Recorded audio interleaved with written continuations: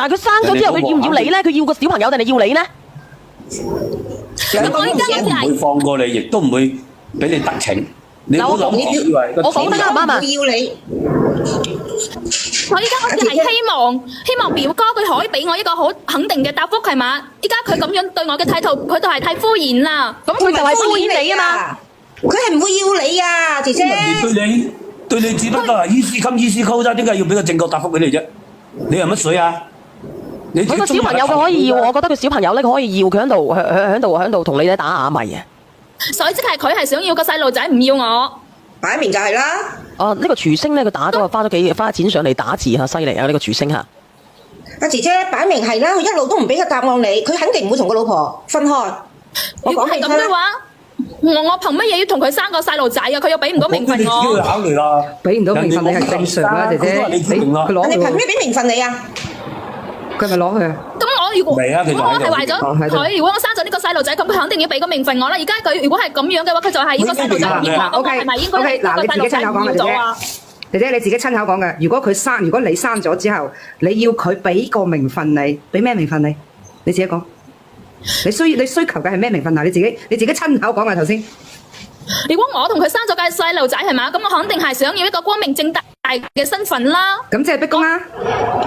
咁你男朋友點啊？我先至28歲喎，唔通啊？係啦，咁你係咪逼宮啦？你依家親口承認你想要個肚，你就係想逼宮啦，係嘛？咁你上嚟做咩啊？咁啊，咁好難聽咁。咁你都想逼宮啊？你自己都知噶啦，你仲上嚟問小娟做乜啫？你生完之後，你抱埋個 B 去佢屋企，跪喺門口度，咪逼宮咯？做咩唔得？咁就如果係咁嘅話，又太難睇啦。你自己又要面，又想個男人幫你擺平件事，得唔得噶，姐姐？嚇！你諗住攞住個肚喺度，你自己又死要面，你又想個男人出面平件事，得唔得噶，姐姐？嚇！你諗住攞住個肚喺度，你自己又死要面，你又想個男人出面同你擺平件事，你有講啊，姐姐？姐姐你自己親口講嘅，如果你生咗之後，你要佢俾個名分你，俾咩名分你？你自己講。你需求嘅係咩名分啊？你自己親口講嘅頭先。如果我同佢生咗個細路仔係嘛，咁我肯定係想要一個光明正大嘅身份啦。咁即係逼宮啦。咁你男朋友點啊？我先至28歲喎，唔通啊？係啦，咁你係咪逼宮啦？你依家親口承認你想要個肚，你就係想逼宮啦，係嘛？咁你上嚟做咩啊？咁啊，咁好難聽咁。咁你都想逼宮啊？你自己都知噶啦，你仲上嚟問小娟做乜啫？你生完之後，你抱埋個 B 去佢屋企，跪喺門口度，咪逼宮咯？做咩唔得？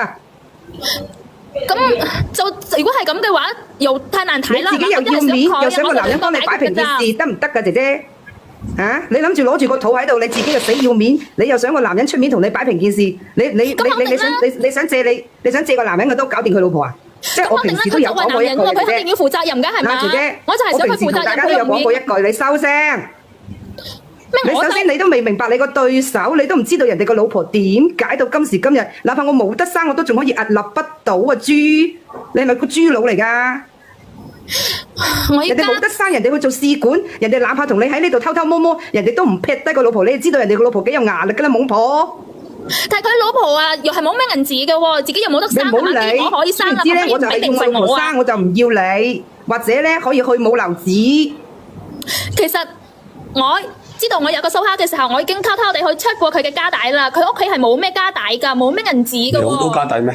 你好多家底。你嗰個所謂嘅親戚表哥，佢間直播公司有幾錢身家？你係話我表哥男朋友嘅表哥啊？你依家個老細啊，唔好講表哥啦。你同你個前男友未結婚嘅，你叫咩表哥啊？表跳毛啊？就先嚟正宗嚟講，就係你老細。一年嘅話就1000皮咁咯。一年嘅話1000萬，1000萬都唔喺出面揾嗰啲 model 咁好嘅身材，喺公司入面喺門口食喺門口屙，有冇搞錯啊？哇！你唔好講得咁難聽喎，我講到明㗎啦，你知唔知頭先我都覺得你假到鬼咁樣，喺公司入面做得1000萬嘅直播間。1000萬收入啊！佢講嘅應該係業績嘅啫㗎嚇。嗰啲業績嗰啲啊，唔好理佢啦。具體業績唔係好多錢嘅，阿千景啊，1000萬嘅業績好少錢嚟嘅啫。但係喺佢眼中係多㗎啦。嚇，小瑜喺佢眼中係多㗎啦。如果唔係，做乜佢死嚼住唔放啫？1000萬嘅業績好少嘅啫，姐姐你搞清楚啊！你唔好以為釣咗條大魚喎。仲有啊，姐姐，你頭先假唔假啲啊？嗱，我問你，你喺公司入面做得呢啲直播間嘅，所有公司都有 cam 嘅。你話你喺公司嗰度你冇飲百加一，然之後同人哋喺度亂整嚟整去，你真係唔驚人哋第日嗰啲監控報翻轉頭㗎？仲有一樣嘢喎，你話你自己身家清白，你頭先自己親口講嘅喎，我同我嘅老細好有默契間公司冇人嘅時候咧，你哋就行埋一齊。咁正常嚟講，如果你真係唔中意佢嘅，點解你一落班唔即刻教佢走？唔驚嘅咩？你自己講嘢都前言不對後語，你對於嗰個淨係發紅包俾你嘅男人，你都可以扮豬食老虎，匿喺你男朋友後面，然之後咧激怒到你男朋友揼佢一餐，仲要入去坐。你對嗰個發紅包嘅人可以拒之於門外，但係對於呢一個老細，你又將就就，你叫人點信你唔係拜金啊姐姐？你講嘢前言對翻後語啊嘛。咩將就啊！你頭先講嘅嗰啲咩小眼嗰啲咩加咩控嗰啲，佢辦公室係冇㗎喎，我哋睇過㗎啦。喐之前係咪我哋唔係傻嘅？講埋呢啲嘢。姐姐，直講即係話你有呢啲啊？嗱，你話啦，阿姐姐啊，真係冇㗎嘛？姐姐啊，你講下，其實呢個仙境已經將咗個乜嘢？人哋裝咗個雷俾你埋咗喺度啦，姐姐。你點解你咁傻嘅啫？人哋問你，你話唔係故意嘅，話人呢個男嘅佢侵咩嘢犯你？你而家咧，你又話俾人知你睇過人哋個辦公室冇攝像頭啦。咁你而家咧就喺度不打自招，你明唔明啊，姐姐？你仲好意思講落去嘅？唔好講啦！我知道，我話翻俾佢。所以呢個星期咁衰喺度出我話。你如果唔係有預謀，你點會留意啲 cam 喺邊度咧？你點會避開啲 cam 先得㗎，姐姐？